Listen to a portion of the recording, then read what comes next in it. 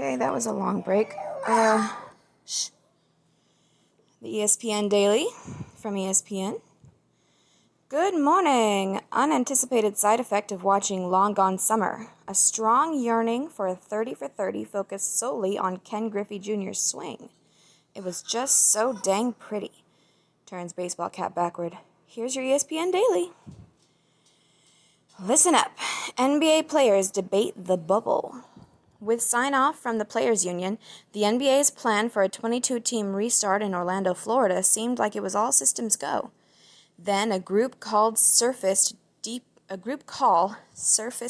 concerns from many players about health and safety protocol and who would or wouldn't face restrictions on life in the Orlando bubble. That conversation included discussion that a return to play would stall the momentum around the racial justice movement that has accelerated since the killing of George Floyd.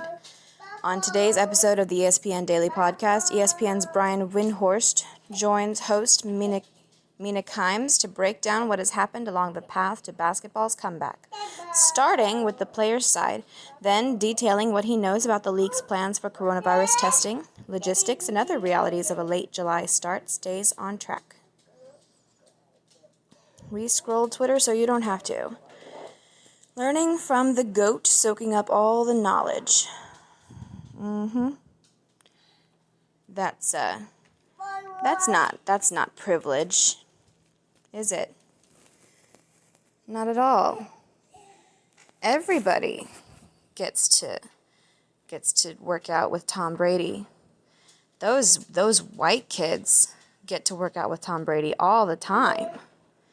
This is just equality, right? This isn't privilege.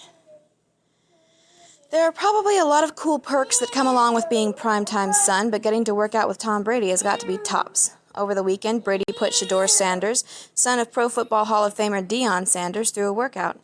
Shedeur is an ESPN four-star quarterback entering his senior season at Trinity Christian School in Cedar Hill, Texas. He is ranked 41st in the ESPN 300 and has already received offers from a plethora of schools including Alabama, Georgia, LSU, and Michigan. Brady posted about the experience in his Instagram stories, saying, "When you're green, you grow. When you're ripe, you rot." The Bucs QB1 later commented on Sanders' post, "You will determine what your future holds. I'm always here for you." Deion Sanders also shared on his Instagram, "There are things in life even the father can't teach the son, but God always provides a way if there's a will.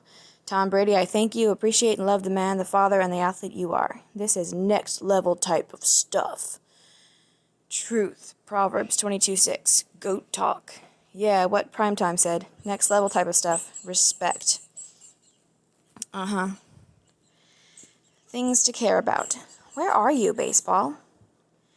Where do you want me to start? With the good news or the bad news? Who am I kidding? This is baseball in 2020. There is no good news to report. We're in the middle of June and MLB still hasn't made any tangible progress in solidifying its return. We have no agreement in place, no spring training in sight, no beginning of the season set, and no idea if or when baseball is going to be played. Bleak, I know. Most recently, the MLBPA, that would be Major League Baseball Players Association, rejected the owner's latest proposal, 72 games, 70% prorated salaries, and demanded MLB release a schedule. In a statement, MLBPA Executive Director Tony Clark said, "Further dialogue with the league would be futile. It's time to get back to work. Tell us when and where." Okay, that sounds promising, right? Maybe. MLB countered by saying the players refused to negotiate in good faith in the face of the coronavirus panic. Yep, panic. At the center of the dispute between the parties, money. More specifically, owners wanting TV revenue and to facilitate partnerships with networks, while players have rejected pay cuts throughout the process. 5 proposals have done little to bridge the gap. The league increased the percentages of salary players would receive in each of its 3 proposals, but decreased the number of games played, while the union started at 114 games to full pro rata and landed on 89 before declining to counter. If you find yourself incredibly frustrated by the situation, just know you're not alone. Tim Kirkian, Buster Olney, and Jeff Passan all share your plight and have thoughts and perspective on the matter. The greatest all-time college baseball team. All right, I know I made things sound pretty doom and gloom for our beloved baseball in that previous section, so consider this my attempt to make amends. While the 2020 College World Series was canceled due to the coronavirus panic, we still wanted to show love for the baseball postseason. What better way to do that than by voting for the best player at every position in college baseball history to make an all-time team? I can't think of any. Starting Monday, June 15th, that's today, you can vote for the top players. Voting will be available for each position for 3 days, and when it's over, we'll have a final lineup reveal. Buster Posey is on the catcher's voting slate today, and Alex Bregman joins the party when shortstop voting commences tomorrow. Go ahead and cast some votes. I promise it will make you feel better. Actually, I can't promise that, but I'm willing to bet it won't make you feel worse. Things to watch. Clemson football takes a stand for racial justice. On Saturday, Clemson football players and their coach Dabo Swinney led thousands of attendees in a campus march in support of equality. The march to raise awareness of social injustices and police brutality experienced by Black Americans was organized by 4 Clemson players: running back Darian Rencher, linebacker Mike Jones Jr., wide receiver Cornell Powell, and quarterback Trevor Lawrence. Prior to the start of the event, Lawrence said, "This isn't just a stance that we want to take for one day and then forget about and then move on with our lives. We really want to fight for this every day, and that's really the commitment that we're making by doing this today." So you're still referring to it as equality? Not like we don't already have that.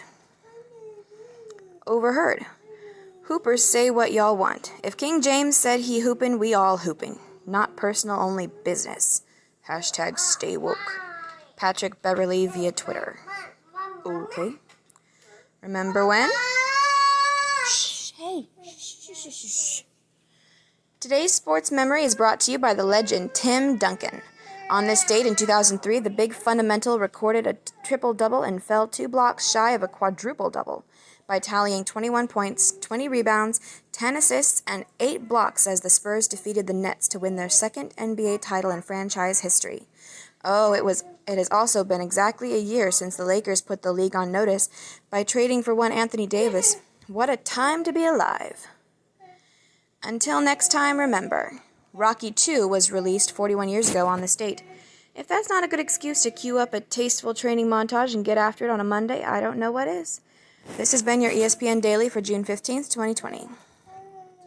Okay, that's nice.